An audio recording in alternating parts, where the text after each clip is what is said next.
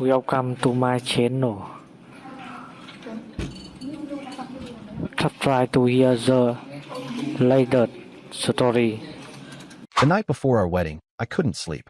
I stepped outside and saw her in the back seat of someone's car, laughing, then leaning in. I didn't interrupt, just made one phone call, then another. By sunrise, 3 guests had canceled. By noon, she opened her dress bag and found something she wasn't supposed to see. The night before our wedding stretched endlessly before me as sleep refused to come. My mind raced through tomorrow's arrangements while my body remained restless against the hotel sheets. The ceremony was scheduled for 3 in the afternoon, followed by a reception for 200 guests. Every detail had been planned meticulously over the past 18 months, from the imported flowers to the hand-selected wine pairings. Yet something felt fundamentally wrong, though I could not identify the source of my unease. At 3 in the morning, I gave up trying to sleep and decided fresh air might calm my nerves. The hotel where our wedding party was staying sat on the outskirts of town, surrounded by manicured gardens and a large parking area. I threw on jeans and a t-shirt, grabbed my room key, and stepped into the cool night air. The hotel parking lot was dimly lit by scattered streetlights casting long shadows between the parked cars. I walked slowly along the rows of vehicles, breathing in the cool night air and trying to organize my thoughts about tomorrow. The magnitude of the commitment I was about to make felt overwhelming in the darkness, and I wondered if all grooms experienced this last-minute anxiety. Movement in a dark sedan 3 rows away caught my attention. The car sat isolated from the other vehicles, engine off, but clearly occupied. 2 figures were visible in the back seat, and something about their positioning made me step closer for a better look. What I witnessed made my blood run cold and changed the course of my life forever. Nicole sat in the back seat with someone I recognized immediately as Vincent, my best man and longtime friend. They were not simply talking or sharing innocent conversation. She threw her head back laughing at something he said, her hands running through his hair with obvious intimacy. Then she leaned forward and pressed her lips against his in a passionate kiss that lasted far too long to be anything other than romantic. I stood frozen behind a minivan, watching the woman I was supposed to marry in 12 hours betray everything we had built together. The kiss deepened, and Vincent's hands moved down her back with familiar ease that suggested this was not their first encounter. Their body language spoke of comfort and experience, of a relationship that had been developing over time rather than a spontaneous moment of weakness. My phone buzzed with a text message, and I looked down to see Nicole's name on the screen. "Can't wait to marry you tomorrow, my love. Sweet dreams. You mean everything to me." The hypocrisy of her message while she sat tangled with another man filled me with a rage so pure it felt almost cleansing. The contrast between her loving words and her current actions revealed a level of deception that took my breath away. I could have confronted them immediately, could have banged on the car window and demanded explanations, could have created a scene that would have ended everything in that parking lot. Instead, I turned around and walked back to my room with steady, deliberate steps. My mind was already shifting into analytical mode, considering options and consequences. Confrontation would provide immediate satisfaction, but would also give them the opportunity to create explanations, minimize their actions, or manipulate the situation. I wanted the complete truth before I acted. The rest of the night passed in calculated planning rather than emotional reaction. I sat at the small desk in my hotel room and began making phone calls, starting with my cousin Robert, who worked as a private investigator in the city. He answered on the 4th ring, his voice thick with sleep, but alert enough to recognize the urgency in my tone. "I need you to dig up everything you can on Vincent Morrison and Nicole Chun," I told him without preamble. "Financial records, travel history, phone records if you can manage it legally, credit card statements, hotel registrations, restaurant charges. I need this information by 10 in the morning, and I need it to be thorough." Robert had worked fraud cases for 15 years and asked no questions about my motivations. He understood from my tone and the timing of my call that this was not a request born from idle curiosity. He promised to have preliminary findings within hours and comprehensive results by my deadline. My second call went to Jake, Nicole's brother and our wedding photographer. Jake had always been straight with me, even when it meant going against his sister's wishes or family loyalty. He possessed an inherent honesty that I had always respected, and he had access to information that might prove valuable. I explained what I had witnessed in clinical terms, keeping my emotions controlled while describing the scene in the parking lot. "There might be more guests who need to cancel tomorrow," I told him cryptically after asking him to check Nicole's recent communications and financial activity. Jake's shocked silence told me he had suspected nothing about his sister's relationship with Vincent. His immediate agreement to help investigate suggested that he valued truth over family protection. which gave me hope that at least one person in this situation possessed genuine integrity. By sunrise, Robert had sent me a preliminary report that made my stomach churn with its implications. Hotel receipts showed Vincent and Nicole had been meeting regularly for the past 4 months, always at the same boutique hotel across town.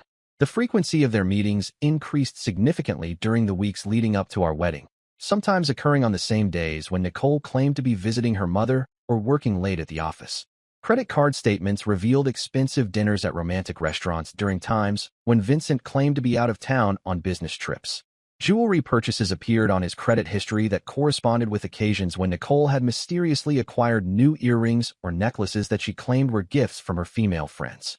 The third guest cancellation came from Vincent's wife Rebecca after I forwarded her copies of the hotel receipts and restaurant charges. Her furious phone call to Vincent at 7 in the morning woke half the wedding party and created the first crack in the facade that would soon crumble completely. By 10 in the morning, wedding preparations continued around me while I sat in possession of information that would destroy everything everyone believed about this day. Nicole moved through the bridal suite like nothing had changed, directing her bridesmaids with cheerful efficiency and fielding calls from vendors with the enthusiasm of a woman genuinely excited about her impending marriage. The contrast between her public performance and her private actions fascinated me from a psychological perspective. She displayed no signs of guilt or internal conflict, no hints that she was living a double life that would soon be exposed. Her ability to compartmentalize was either masterful acting or genuine sociopathic behavior. Robert's complete report arrived as promised, and the contents exceeded even my worst suspicions about the scope of their betrayal. The financial investigation revealed that Vincent had been systematically embezzling money from our shared business account for the past 6 months. Small amounts at first, barely noticeable among our regular business expenses, then increasingly larger sums that he used to fund his affair with Nicole. The embezzlement showed sophisticated planning rather than impulsive theft. Vincent had created false invoices for non-existent business expenses, diverted client payments to personal accounts, and manipulated our bookkeeping software to hide the missing funds. The total amount stolen approached $50,000, representing nearly 2 years of profits from our consulting business. More disturbing was Robert's discovery that Nicole had been aware of the embezzlement and had actively helped Vincent cover his tracks by altering our financial records. She had been signing documents and authorizing transfers while pretending to be the loving, supportive partner who was simply helping with business administration. Her access to our files and her background in accounting had made her the perfect accomplice. The phone records Robert obtained through his law enforcement contacts showed hundreds of calls and text messages between Nicole and Vincent over the past 4 months. The communication patterns revealed that they often spoke while Nicole was sitting next to me during dinner or while we were supposedly planning our wedding together. They had been coordinating their affair and their theft while maintaining perfect facades of normalcy. Jake arrived at my room with additional evidence he had uncovered through his own investigation. Nicole's laptop, which he had borrowed under the pretense of transferring wedding photos, contained email drafts she had never sent but had been composing over several weeks. The emails detailed her plans to leave me immediately after our honeymoon, taking half of our joint assets and starting a new life with Vincent in another state. She was going to clean you out completely, Jake said, his voice heavy with disgust for his own sister's actions. The wedding was just a cover to make the asset division look legitimate during divorce proceedings. She wanted the legal protection of marriage before she disappeared with everything. The emails revealed a level of calculation that shocked even me. Nicole had researched divorce laws in our state, consulted with attorneys about asset protection strategies, and even scouted potential homes in Vincent's target relocation area. The wedding we had planned together was merely the final step in her elaborate scheme to rob me blind. At 11:30, I received an unexpected call from Detective Martinez of the Financial Crimes Division. Vincent's wife Rebecca had filed a formal complaint about the embezzlement after reviewing the evidence I had provided, and the detective wanted to interview me immediately about our business finances. The situation was escalating beyond personal betrayal into criminal investigation territory. I spent the next hour at the police station providing Detective Martinez with detailed information about our business operations and the financial irregularities I had recently discovered. The detective informed me that Vincent could face serious felony charges if the embezzlement amounts exceeded the threshold for grand theft, which they clearly did based on my preliminary calculations. "We'll need to freeze your business accounts pending investigation," Detective Martinez explained while taking my statement. "This might complicate your immediate financial situation and definitely your honeymoon plans." The irony of her comment about honeymoon complications would have been funny under different circumstances, By noon, when Nicole finally opened her wedding dress bag in the bridal suite, surrounded by her bridesmaids and mother, the honeymoon had become the least of our concerns. Inside the garment bag, instead of her carefully preserved silk gown that had cost $3,000, she found printed copies of every piece of evidence I had gathered over the past 9 hours. Hotel receipts showing her affair, bank statements documenting the embezzlement, email drafts revealing her exit strategy, phone records proving the scope of her deception, and a formal letter from Detective Martinez requesting her immediate presence for questioning regarding financial fraud. The screaming that erupted from the bridal suite could be heard throughout the entire hotel floor. Nicole's initial shock quickly transformed into rage rather than shame or remorse. Her mother fainted upon reading the evidence, and 2 bridesmaids ran from the room in tears after understanding what the documents revealed. Within minutes, Nicole was pounding on my door, still wearing her silk robe, demanding explanations and making threats about ruining my life. The confrontation that followed revealed depths of deception and manipulation I had never imagined possible from someone I had planned to spend my life with. Nicole stood in my doorway, clutching the evidence papers and shaking with rage rather than shame or remorse. Her reaction told me everything I needed to know about her true character and her feelings about being caught. "You had no right to investigate me like some kind of criminal," she screamed, as if her systematic betrayal and theft were somehow secondary to my discovery of her crimes. "This is a violation of my privacy and my trust. How could you spy on me before our wedding?" Her ability to position herself as the victim in this situation demonstrated either remarkable self-deception or calculated manipulation. She showed no acknowledgement of her affair, no recognition of the embezzlement, no awareness that her actions had destroyed our relationship and our business. Only anger at being caught and exposed. Vincent appeared 20 minutes later, having been summoned by Nicole's panicked phone call. His wife Rebecca had apparently confronted him with the hotel receipts and credit card evidence, leading to his own explosive domestic situation. He looked haggard and desperate, his usual confident demeanor replaced by the appearance of a man facing serious consequences for the first time in his life. The 3 of us stood in my hotel room, while wedding preparations continued in chaos around us. Guests were arriving for the ceremony, vendors were setting up equipment, and the hotel staff was preparing the reception hall, all unaware that the entire event was collapsing into criminal investigation and personal destruction. "We can work this out," Vincent said, his voice pleading and desperate. "The money thing is just a temporary misunderstanding. I was going to pay it all back after the wedding with interest. The business is doing well enough to cover everything." The absurdity of his statement almost made me laugh despite the gravity of the situation.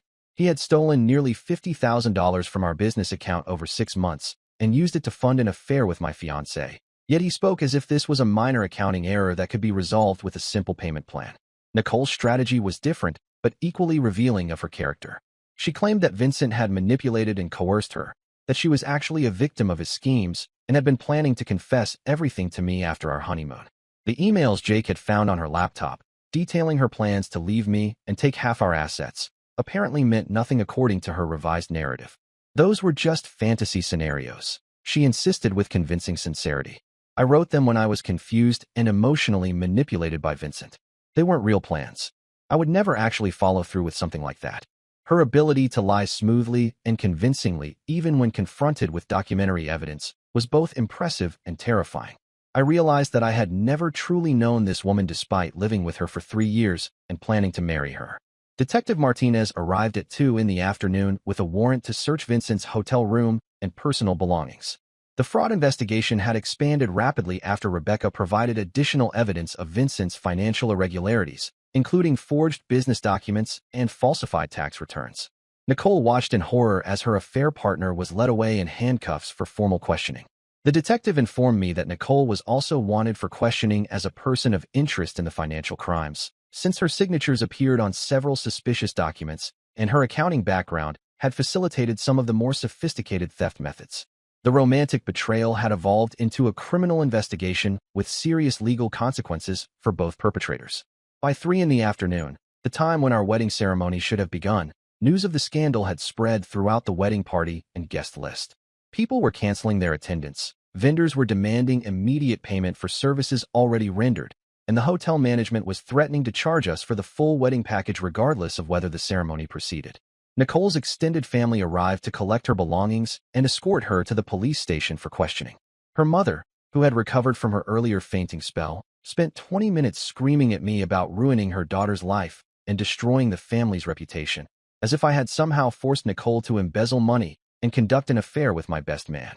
The wedding venue coordinator called to inform me that they would be keeping our $15,000 deposit regardless of our decision to cancel, citing contract terms about cancellations with less than 24 hours notice. The financial losses were mounting rapidly, and I realized that Nicole and Vincent's crimes would cost me far more than just the stolen money. Local news crews arrived at the hotel after someone tipped them off about the dramatic cancellation and police investigation. The spectacle of a wedding destroyed by embezzlement and adultery provided exactly the kind of sensational story that filled evening news broadcasts and social media feeds. The aftermath of that canceled wedding created ripple effects that continued destroying lives for years. Vincent was formally charged with embezzlement, fraud, and identity theft after investigators discovered he had also been using false identities to open credit accounts. He faced up to 7 years in prison if convicted on all counts, and his bail was set at $100,000 due to flight risk concerns. His wife Rebecca filed for divorce within a week and sued him for damages, seeking to recover not only the money he had spent on his affair with Nicole, but also compensation for emotional distress and the destruction of their 10-year marriage. She also filed restraining orders preventing him from accessing their joint assets or contacting their 2 young children. Nicole herself faced criminal charges as an accessory to fraud and embezzlement. The emails Jake had discovered, combined with her signatures on fraudulent financial documents and her accounting expertise, provided prosecutors with clear evidence of her knowing participation in Vincent's schemes. Her claims of manipulation and victimization crumbled when investigators uncovered evidence that she had been the one to suggest several of the more sophisticated embezzlement methods. The district attorney's office treated the case seriously due to the premeditated nature of the crimes and the substantial amounts involved. Nicole was offered a plea bargain that would have given her 18 months in prison, but she rejected it and insisted on going to trial, believing she could convince a jury of her innocence despite the overwhelming evidence. The business Vincent and I had built together over 5 years collapsed within weeks of the scandal breaking. The frozen accounts and ongoing criminal investigation made it impossible to maintain operations or pay our employees. Our clients rapidly lost confidence in our reliability and began terminating contracts, concerned about their own liability for working with a company under criminal investigation. Years of hard work building our reputation and client base disappeared overnight because of their greed and betrayal. The company we had started in my garage and grown into a successful consulting firm with 12 employees was forced into bankruptcy, leaving everyone unemployed and destroying relationships I had spent years developing. My personal financial losses extended far beyond the stolen money, devastating as that was. The canceled wedding cost me nearly $20,000 in non-refundable deposits and fees to vendors who had already provided services or reserved their time. The business collapse meant losing my primary source of income just as legal bills began mounting from both criminal proceedings and civil litigation. I had to sell my house to cover immediate expenses and hire the attorneys necessary to protect myself from further financial damage. The legal fees alone consumed another $30,000 over the course of the investigation and trials, money I borrowed against my retirement savings and personal credit. The emotional and psychological toll proved harder to quantify than the financial losses, but was equally destructive.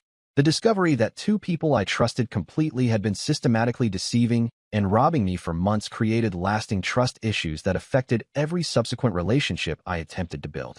The realization that Nicole had been planning to leave me while pretending to plan our future together fundamentally changed my understanding of human nature and romantic relationships.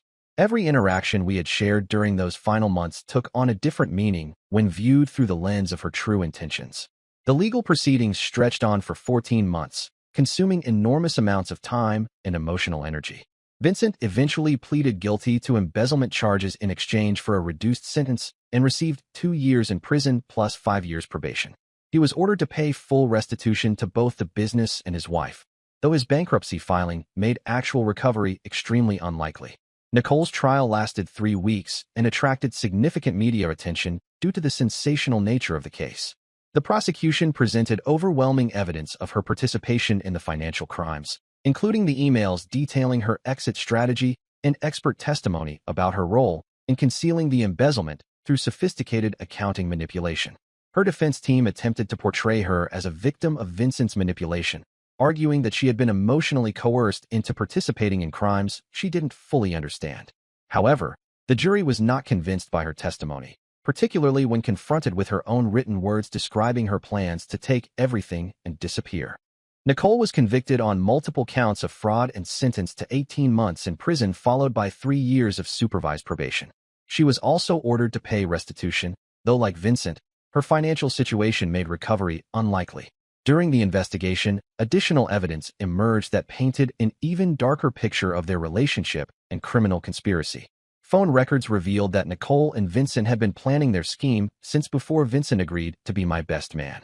The entire wedding preparation period had been an elaborate cover for their intention to steal as much money as possible before disappearing together. Detective Martinez later told me that their case was one of the most calculated betrayals she had encountered in 15 years of financial crimes investigation. The combination of emotional manipulation and systematic theft, carried out over months while maintaining perfect facades of normalcy, showed a level of premeditation that shocked even experienced investigators. The personal toll of the betrayal extended beyond financial and legal consequences into every aspect of my daily life. Friends and family members didn't know how to respond to the situation, and many relationships became strained under the weight of constant legal proceedings and media attention. Dating became nearly impossible as potential partners were either attracted to the drama or frightened away by its implications.